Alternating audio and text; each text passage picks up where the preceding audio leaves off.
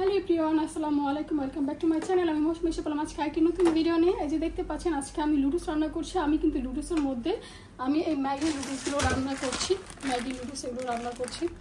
তো এখানে শুধু ম্যাগির যে মশলা থাকে সেই মশলাগুলি কিন্তু আমি দিয়েছি, আর তার সাথে আমি আরেকটা জিনিস দিয়েছি, আমি দেখাই আপনাদেরকে।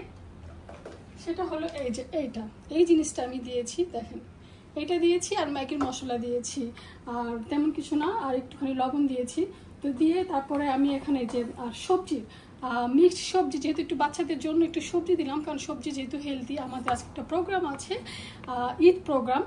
এটা আসলে আর আগে হওয়ার কথা ছিল, আমরা সময় পাইনি, তো এখন সেই ঈদ প্রোগ্রামটা আমরা এখন করছি, লেটে করছি।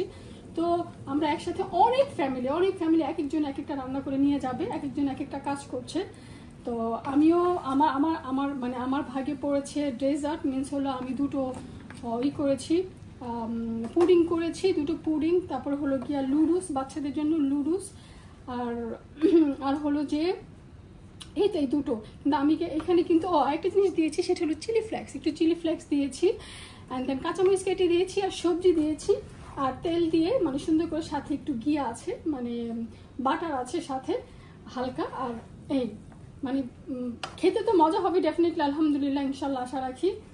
এখন শুধু মিক্সড করছি, কারণ এত লুডুস আমি নর্মালি এত পাকাই না, একসাথে এত লুডুস পাকাই না, মানে ফার্স্ট অনেক দিন পরে ফার্স্ট আমি একসাথে এতগুলো লুডুস পাকাচ্ছি। নাড়া দিতে খুবই কষ্ট হচ্ছে, নাড়া দিতে পারতেছি না ভালো করে। তো এই আর কি, আমি লুডুসগুলো সিদ্ধ করে, মানে বেশি সিদ্ধ করে নিয়ে হালকা সিদ্ধ করেছিলাম, সিদ্ধ করে পেঁয়াজটাকে হালকা ভেজে তারপরে লুডুসের মশলাগুলো দিয়ে দিয়েছি, একটু লবণ দিয়ে দিয়েছি।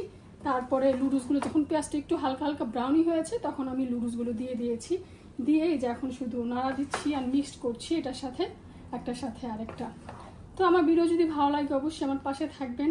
আমি চেষ্টা করব রেগুলার ভিডিও দিতে আমার ইউটিউব চ্যানেলে। তো আমার ভিডিওগুলো শেয়ার করে দিবেন, সবার সাথে সাবস্ক্রাইব করে রাখবেন, যাতে যেন আমার নতুন ভিডিওগুলো আপনাদের পাশে এসে পড়ে। আর আপনারা সবাই আমাকে সাপোর্ট করবেন প্লিজ।